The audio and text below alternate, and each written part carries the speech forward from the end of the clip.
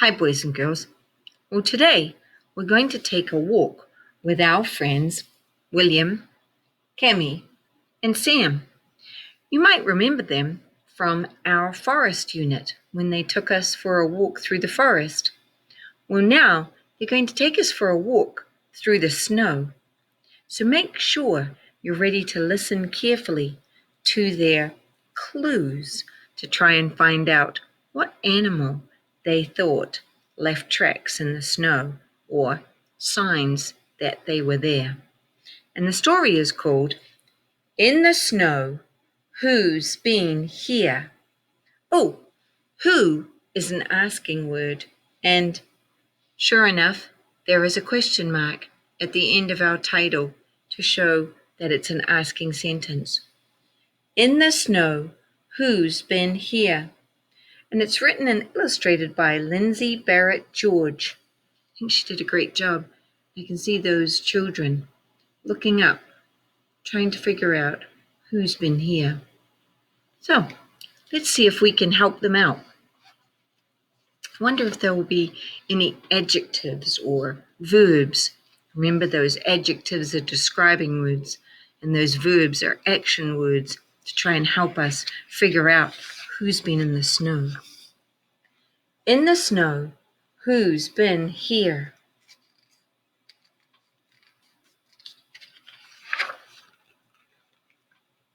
It's cold and quiet on this winter morning. Cammy, do you want to go sledding on the hill by the old school? William asks. Sure, Cammy says. Mom says we can put out some corn for the animals on the way, William says. That's a great idea because animals we know struggle to find food in the winter. 2 reasons. A lot of the trees are bare, so there's not much vegetation around, and there's snow on the ground, which covers up other forms of vegetation or food that the animals might try and eat. Makes it a bit tricky. So putting out corn is a nice thing to do, taking care of the animals. The children walk up the lane and cross the township road. They follow an old trail into the woods. Cammy stops to throw corn on the ground. William sees tracks between some barberry bushes. Who's been here? So William has seen some tracks, which we cannot see very well. But it's between some barberry bushes. So I'm thinking it might be an animal that perhaps eats barberries. Can you think of an animal that eats berries? There's quite a few. Let's take a look and see. A ruffled grouse. So a type of bird. Looks like there's only a few berries left.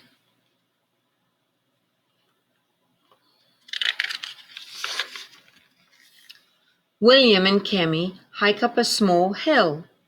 They hear a bird's song. Whit, whit, whit. The children reach a clearing in the woods. The bird is gone. Fuzzy red balls sprinkle the snow under a clump of sumac. Who's been here? So, if they heard a bird's song, perhaps it's another member of the bird family. I wonder which bird might like to eat some of the sumac seeds that are around. It's very bright red, and they did say that there's red on the snow underneath. What do you think? A cardinal.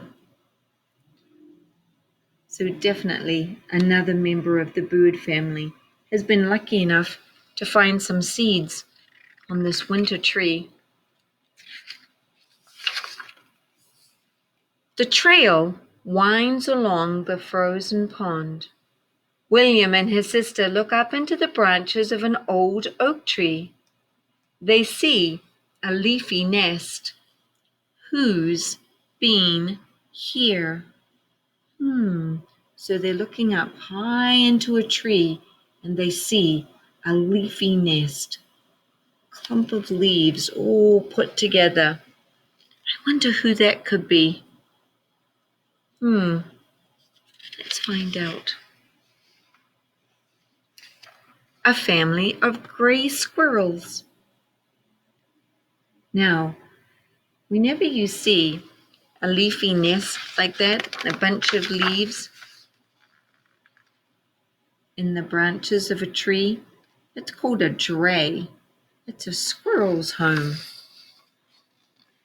They snuggle up in there to hibernate during the winter so that they don't have to struggle to look for food.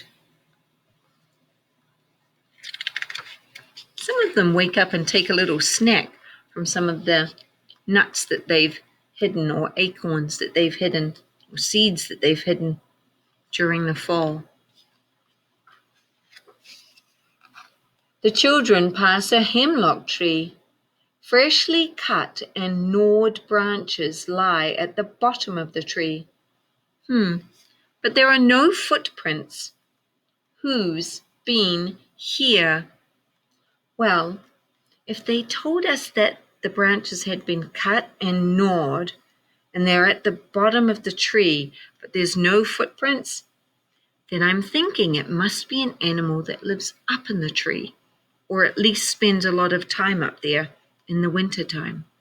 Who do you think spends a lot of time up in a tree in the wintertime, gnawing on branches?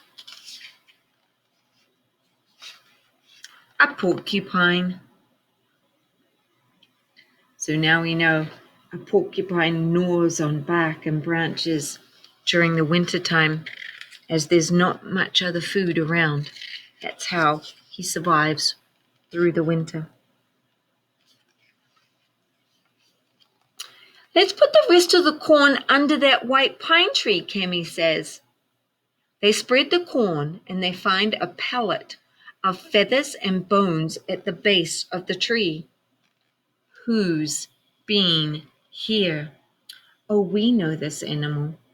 An animal that regurgitates the bones and fur and feathers that they have not digested.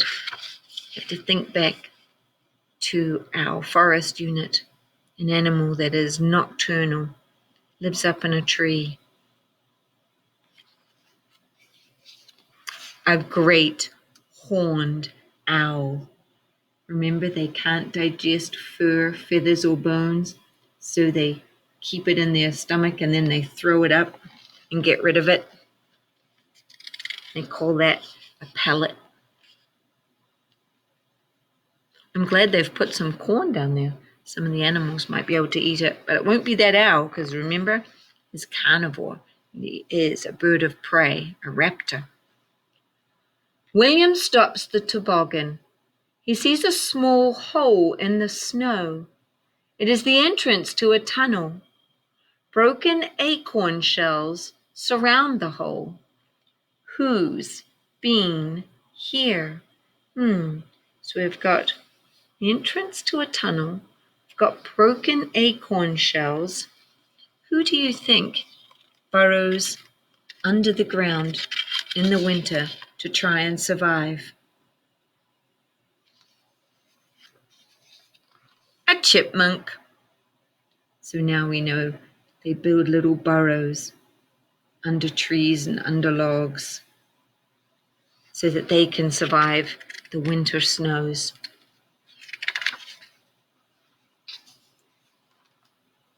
William and Cammy follow the trail down to the brook. They see tracks going in and out of the water.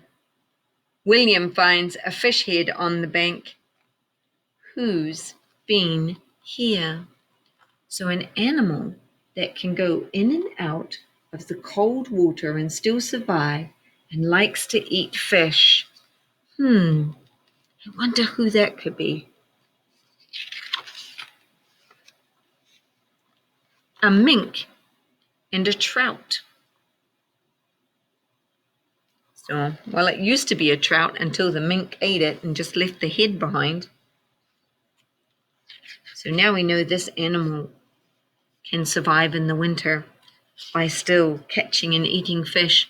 But I wonder what would happen if the stream or brook froze over. I wonder what they would do then.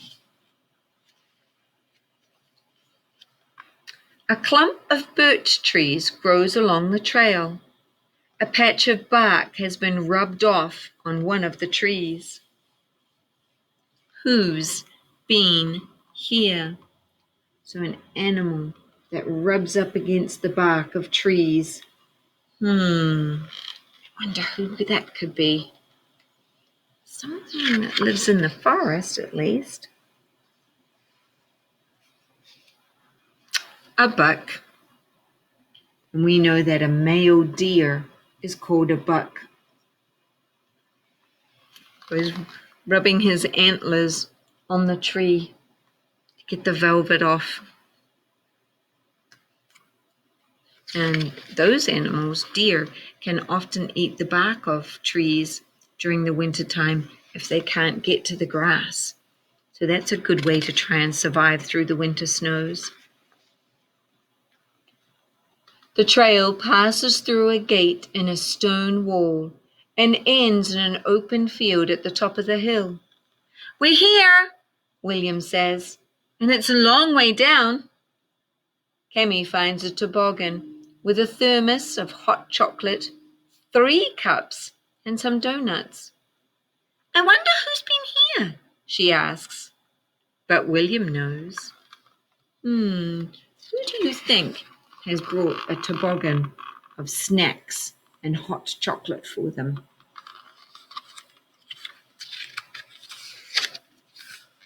It's Mom.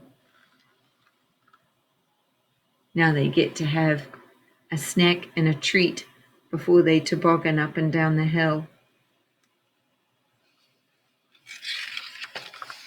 And then here were the animals from our story.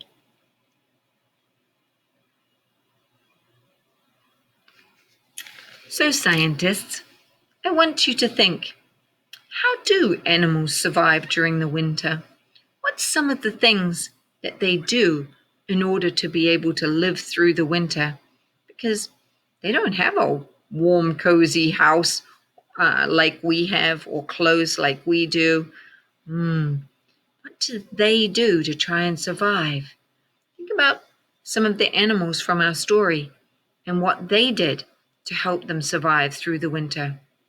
Maybe you could think of some other animals and what they do to survive during the winter. Then write about it in your journal for us to share the information that you know. All right, scientists, share that information. How do animals survive in the winter?